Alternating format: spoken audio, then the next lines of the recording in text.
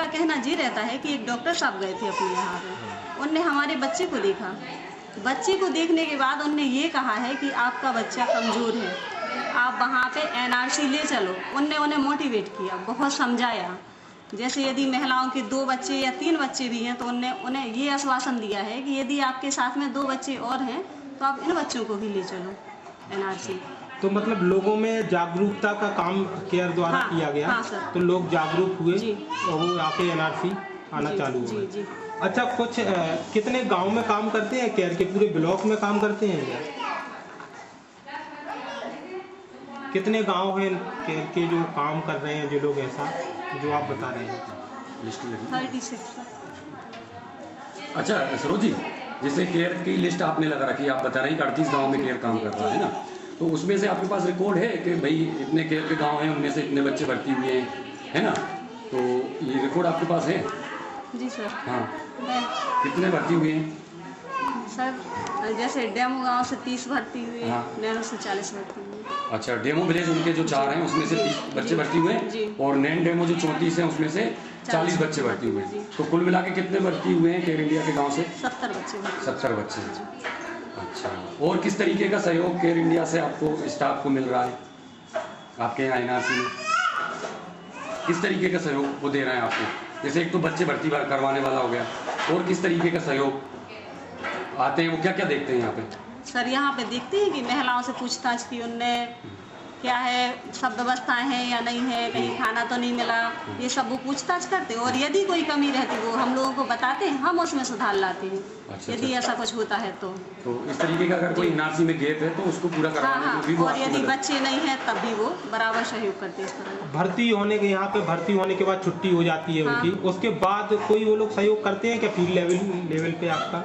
ये लोग सर जैसे कि जब 14 दिन बच्चे भर्ती रहते हैं, 14वें दिन जैसे डिस्चार्ज हो गया बच्चा, उसके बाद अपन बच्चे को हर 15 दिन में फॉलोअप के लिए बुलाते हैं। यदि कोई बच्चा फॉलोअप के लिए नहीं आया है तो कोऑर्डिनेटर या अग्रवाल जी से कांटेक्ट करने के बाद उस बच्चे को वो लोग मोटिवेट करते हैं कि आपको वहाँ पे फॉलोअप भी ज़रूर करवाना है।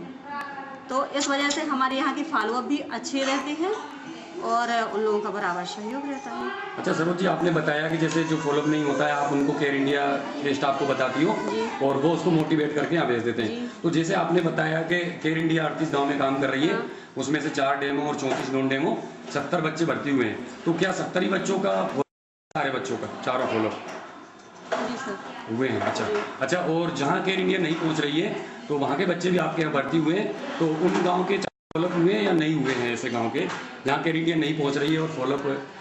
सर लगभग अब जैसे यदि उस गांव के यदि 40 बच्चे भर्ती हैं तो उसमें से ऐसा होता है कि कभी 20 बच्चे आते हैं जिनके 4 फॉलोअप हुए हैं, उनमें से 5 बच्चे ऐसे रहते हैं जिनके 3 फॉलोअप हुए हैं, कुछ बच्चे ऐसे रहते हैं जो बिल्कुल फॉलोअप नहीं होते और कुछ बच्चों के 1 या 2 फॉलोअप होते हैं। अच्छा, तो जहाँ केयर इंडिया नहीं पहुँच रही है वहाँ रेगुलर फॉलोअप नहीं बच्चे आ पा रहे हैं, जी।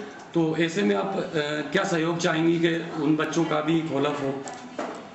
सर ये सहयोग चाहेंगे कि वो बराबर बच्चे भेजें और उन्हें मोटिवेट करें कि वो फॉलोअप करवाएं। अच्छा, अच्छी बात है। जैसे आप फॉलोअप, जैसे आपके जो फॉलोअप होते हैं तो उसमें भी केयर इंडिया का स्टाफ आता है कभी विजिट करने? हाँ सर। अच्छा, उसमें क्या क्या देखते हैं जैसे फॉलोअप जब समय चलता रहता सर है? जब फॉलोअप होता है तब भी माँ को 70 रुपये मजदूरी दी जाती, 100 रुपये किराया दिया जाता और बच्चे को THR मतलब 30 रुपये वाली डाइट दी जाती जो हम लोग पैकेट बना के देते हैं। तो वे लोग आके देखते हैं कि मतलब बच्चे को पैकेट मिला प्लस रुपए मिले, है ना? तो अच्छा, तो इस तरीके से सहयोग करते हैं वो आपको। अच्छा, कभी जैसे महिलाएं को आप समझाती हैं तो 14 दिन जब रुकती हैं महिलाएं तो क्या क्या समझाती हैं, थोड़ा सा बताएंगे? जैसे कि काउंसलिंग करते हैं तो जैसे बच्चों में समान अंतर रखें। महिलाएं जैसे बहुत कभी कभी ऐसा होता है कि एक महिला की पता चला कि 10 महीने का बच्चा है, दोबारा से महिला प्रेग्नेंट है ना, तो थोड़ी उसके बारे में बताया और खान पान के बारे में बताया। यदि कोई महिला गर्भवती है तो उन्हें ये बताया कि आप लोग भी बराबर ध्यान दें अपनी तरफ, जैसे आयरन, कैल्शियम ये सब, और खाने पीने पे ध्यान दें। अच्छा, कभी आपको लगा कि कोई महिला है आपसे नहीं समझ पा रही है या बीच में जाने का मन कर रही है, तो कभी केयर के स्टाफ से आपने सहयोग लिया भाई आप इसको समझाइए शायद ये समझ जाए, ऐसा कुछ कभी हुआ है? हाँ सर, कभी ऐसा हो जाता है जैसे कि जो महिलाएं आती, अब उन्हें नहीं रोकना या उन्हें ऐसा रहता कि हमें घर जाना है या कुछ भी ऐसा किया है तो वो किस तरीके का सहयोग करते हैं फिर आपका? उन्हें सर समझाते हैं। अच्छा, क्या समझा देते हैं आप? जो समझाती है उसमें उनका क्या अलग से तरीका होता है समझाने का, जिससे उनकी समझ में आ हाँ जाती है? सर, क्या क्या होता है, थोड़ा सा बताएंगे? अब जैसे हम लोगों ने कहा कि आप लोगों के बच्चे जैसे कुपोषित हुए है ना, तो उन्हें अपन दवाइयाँ दे रहा है। अब जो केयर इंडिया वाले रहते, उनका कहना रहता है कि यदि आपको यहाँ पे किसी भी प्रकार की कोई समस्या हो तो आप बाकायदा हमसे बताएं, और जैसे आप घर पे रहते हैं वैसा ही यहाँ पे होता है, आप लोगों को खाना मिलता है।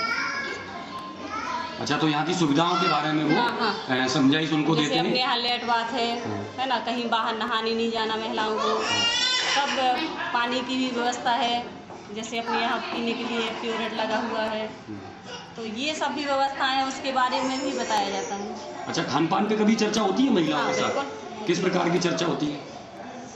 बच्चों को लेकर